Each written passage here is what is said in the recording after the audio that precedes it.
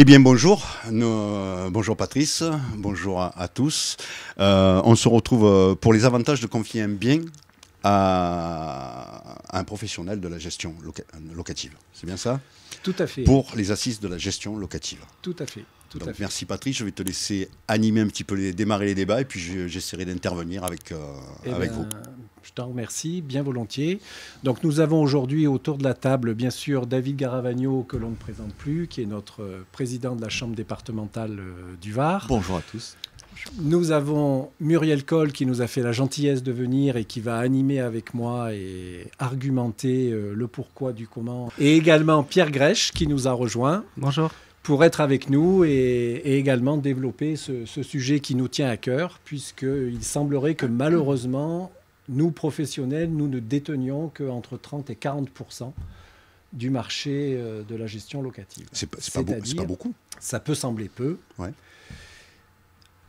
Il y a un vrai travail, une évolution à faire sur le grand public notamment. C'est vrai que la réglementation qui vient rajouter des strates très régulièrement, au final, nous permet d'accroître aussi nos parts de marché, les particuliers. Et ce que je comprends parfaitement, de plus en plus de difficultés à analyser les textes et à être en conformité. Et c'est pour cette raison que Muriel Coll va aussi pouvoir aujourd'hui nous donner vraiment les grands axes de l'intérêt et des intérêts à faire appel à un professionnel de la gestion locative. Tout à fait, David. Mais déjà, quand on fait le point un petit peu sur les contraintes, tu le disais tout à l'heure, elles ne font que s'accumuler. Si on refait un petit peu le point sur certaines communes, encadrement des loyers, sur d'autres villes, le permis de louer qui est obligatoire. Depuis cet été, interdiction d'augmenter les loyers pour tous les logements classés F et G.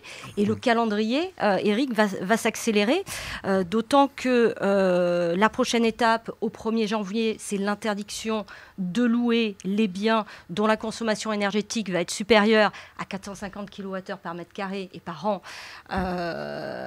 Ensuite, le calendrier s'enchaîne également, puisque au 1er janvier 2025, ce sera l'interdiction de louer les biens pour les logements dont le DPE est classé G. Et ensuite, en 2028, interdiction pour ceux classés F. On a regardé un petit peu d'après les chiffres que l'on a. Je crois que ça représente quand même dans le Var à peu près 7%. Je crois que grosso modo, on était sur à peu près 35 000 logements. Donc, je te laisse un petit peu voir le nombre de propriétaires qui vont avoir besoin justement d'être accompagnés dans cette transition par un professionnel de l'immobilier.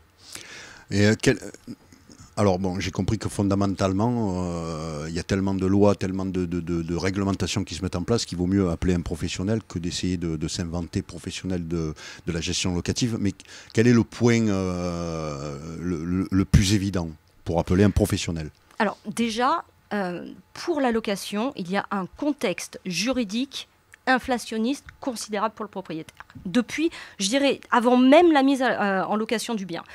Moi, j'ai envie d'interroger les propriétaires qui nous écoutent. Premièrement, est-ce qu'ils se sont intéressés et est-ce qu'ils sont sûrs que le bien qu'ils vont proposer à la location répond aux critères de décence? Ça, pour moi, c'est primordial, puisque derrière, ça va ouvrir un certain nombre de sanctions, éventuellement par le locataire, si justement ces critères de décence ne sont pas respectés. D'où l'importance de faire appel à un professionnel de l'immobilier FNAIM, on rappelle le cube jaune, une équipe dédiée qui est formée justement à l'ensemble des rouages administratifs et juridiques. Donc le propriétaire a besoin d'être accompagné dans toutes ces démarches. Ça part depuis la décence effectivement du logement, ça concerne également la rédaction du bail. Combien pensent qu'un bail se cantonne, entre guillemets, à acheter un document en libre service, à cocher quelques cases, à renseigner quelques données? Non, ça va bien au-delà. Et surtout, encore une fois, moi j'attire l'attention des propriétaires. Je pense que tu le vois, Patrice, dans ton agence, les difficultés d'une maladresse par une mauvaise information ou une méconnaissance des lois des propriétaires peuvent être lourdes de conséquences. Aujourd'hui, vous êtes perpétuellement en formation. Au niveau de la réglementation, ça change tous les combien? À peu près en moyenne. C'est au gré de la volonté du législateur et en ce moment, ils ont une grande volonté que de nous compliquer les choses. Leur dernière nouveauté, c'est les logements énergivores. qui vont une fois de plus contraindre les professionnels et surtout les propriétaires bailleurs à redoubler de vigilance, parce que comme le disait très justement Muriel, il risque d'avoir des sanctions qui risquent d'être relativement sévères, et au travers de toutes les étapes de la vie du bail. Muriel le disait en préambule. Tout d'abord, l'obligation de délivrance, c'est-à-dire on ne peut pas décider de louer n'importe quel logement, n'importe comment. Derrière, la rédaction du bail, qui est un acte juridique. Et puis après, il va y avoir aussi toute la vie du bail et toute la relation avec le locataire.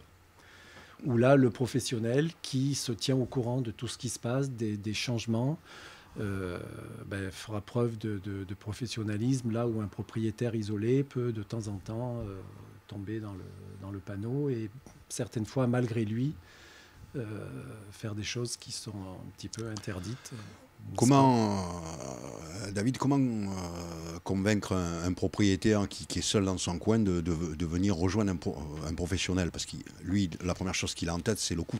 Alors, vous savez quoi, Eric, je pense qu'on va se poser cette question-là après l'intervention totale, effectivement, de Muriel. Et je suis convaincu que la question ne se posera même plus, en fait. D'accord. On reviendra sur le coût, parce que naturellement, Eric, le fait de passer... commercialement... Il sera convaincu. Alors, commercialement, c'est notre sujet. Oui, parce que commercialement... Non, mais je veux dire, quand je dis commercialement, la communication, comment le convaincre? Parce que lui, c'est un des principaux freins. Effectivement, voilà. Il y a une étude qui a été faite. Le premier frein, c'était la réglementation. C'est-à-dire qu'effectivement, passant par un professionnel, on va respecter la réglementation nécessairement, donc les contraintes, on va devoir en discuter avec notre client. Et en deux, c'était effectivement le coût de la prestation. Mais là, il y a vraiment de quoi discuter et rassurer nos clients sur cela. Donc, Muriel Coll, j'aimerais bien qu'elle aille au bout de sa démarche, et je pense que la question se posera beaucoup moins à la fin.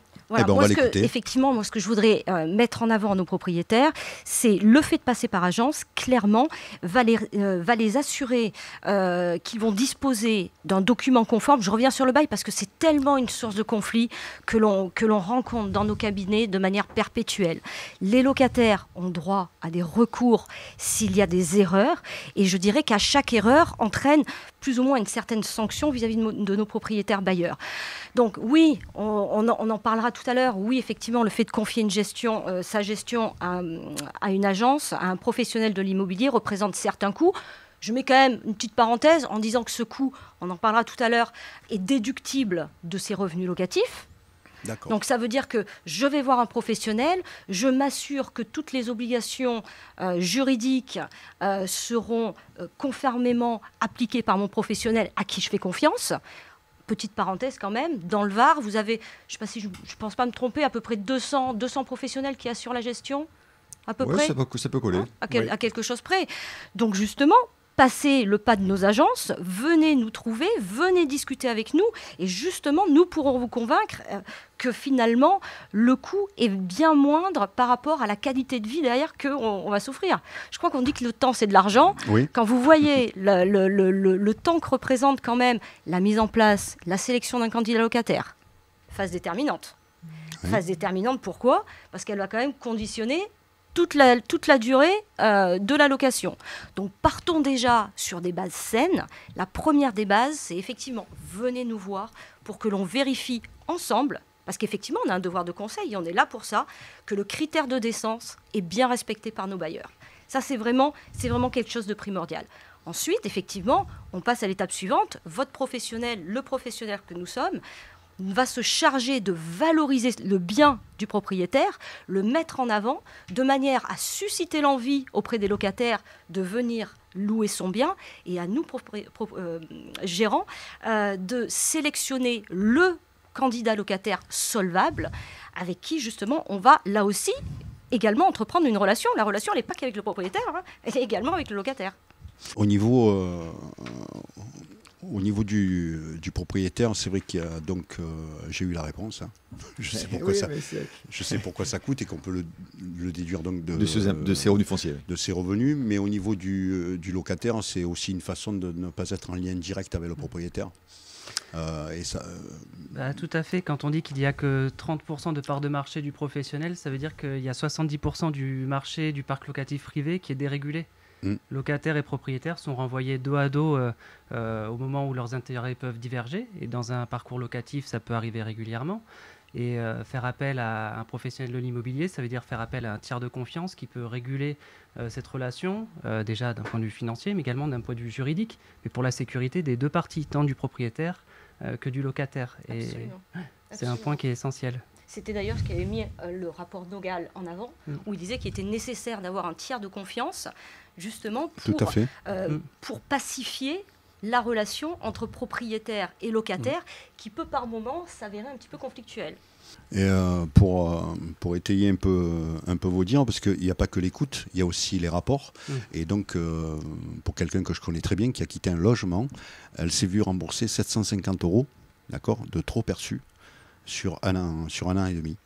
Donc c'est sympa quand tu quittes un appartement. Ce qu'on appelle la régularisation de charges, probablement. Voilà, mais que l'agence s'est occupée de tout ça et que d'un coup, pensant que... On ne dit pas que le propriétaire ne l'aurait pas fait, mais... Non, mais, bon, voilà, sans dire ça, mais... charge, effectivement, c'est complexe. C'est un exemple sympa, et il faut le souligner, parce que c'est pas toujours le cas, mais quand c'est sympa, quoi.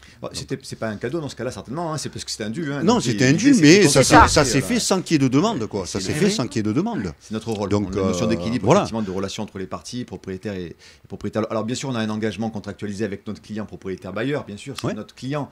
Locataire n'est pas considéré comme client, mais on a, nous, en tout cas, une obligation d'avoir un équilibre véritable entre les relations propriétaire-bailleur et locataire. C'est d'ailleurs comme cela que le patrimoine s'en porte bien et qu'on a une certaine pérennité dans la location lorsqu'il y a un équilibre vraiment trouvé entre les parties. Et moi, je pense que cet équilibre est bon parce que ça permet de dire des choses dérangeantes à une agence et de garder de bonnes relations avec son propriétaire.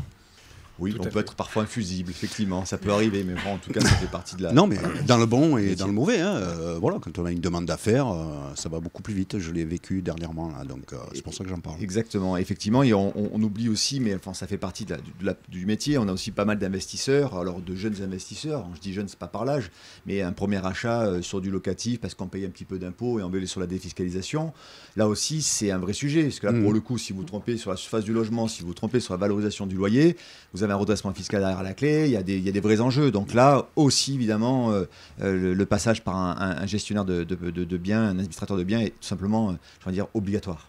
Exactement, je suis tout à fait d'accord. Et par exemple, là j'ai en tête, pas plus tard que la semaine dernière, où effectivement un propriétaire nous confie son bien, erreur sur le bail, erreur sur le relevé de superficie.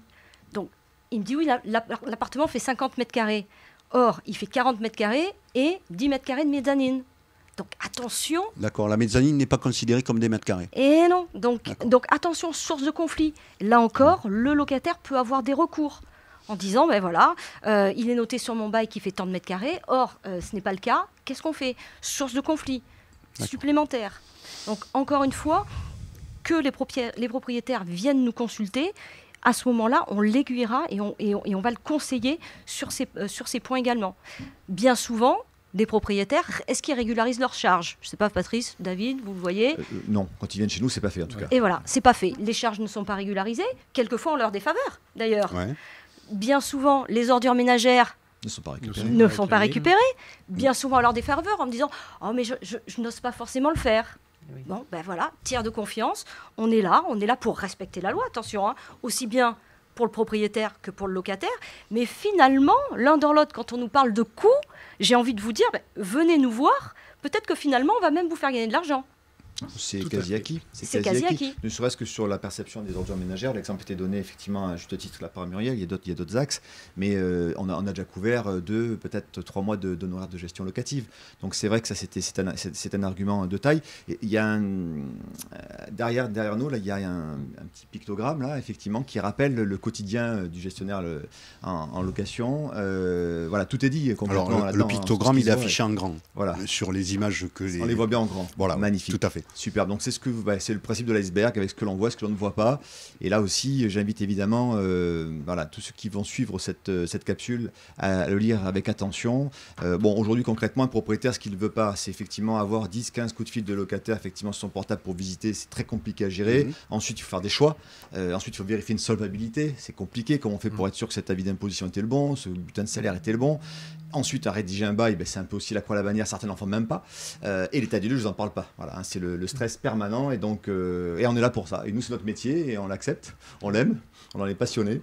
Et donc voilà, j'invite effectivement tous ceux qui nous suivent à faire appel à nos agences J'aurais même tendance aussi à affiner ce que tu dis, David, dans le sens où, en plus, le fait de mettre un tiers de confiance, comme tu le disais tout à l'heure, Pierre, permet aussi de gérer sans affect. Bien souvent, un propriétaire se trouve en difficulté, non pas parce qu'il ne va pas respecter le cadre juridique, mais du coup, l'affect fait que vous n'avez pas la même objectivité. Ah, dès que l'affect se met au milieu, là, c'est terrible. C'est pour ça qu'il faut toujours... Parce qu'on va appeler un fusible. Ouais, exactement. Et on participe aussi aux fameuses commissions de conciliation, parce qu'il peut y avoir des difficultés entre les propriétaires et les locataires. C'est vrai que c'est pas rare. Dans les commissions de conciliation, on le voit bien quand même au niveau des taux de dossiers. Il y a quand même beaucoup plus de dossiers effectivement contentieux hors marché, hors intermédiation du professionnel, c'est une évidence.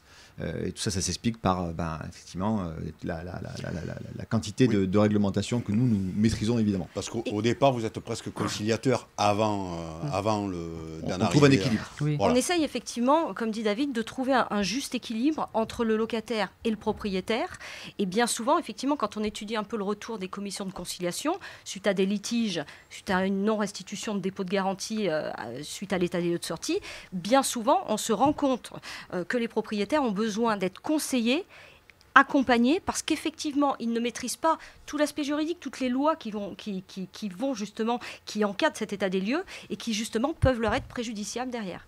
L'état des lieux, d'ailleurs, fait l'objet d'une capsule à part. Voilà. Oui. Patrice, voilà, Eric, j'espère qu'on t'a éclairé et que tous les auditeurs Moi qui ai rouspété tout le temps après les frais de bail et compagnie, on a bien contrat. Je rouspéterai plus jamais. Voilà. Je crois que pour un propriétaire, donner son bien en agence ou pour un locataire, être géré par une agence, c'est un gage de sérieux, de professionnalisme, d'impartialité et de restitution de fonds bien faits et dans les délais impartis par le législateur, parce que là aussi, on n'a pas le choix. Le législateur nous a imposé un délai pour restituer les fonds à un locataire qui a quitté les lieux. Eh bien, on va se quitter sur ce message de restitution. Merci, messieurs, et puis on se retrouvera pour une autre capsule vidéo de l'AFNAIM et des assises de la gestion locative, où j'espère on parlera de l'état des lieux. Très certainement. Merci. Merci. Eric.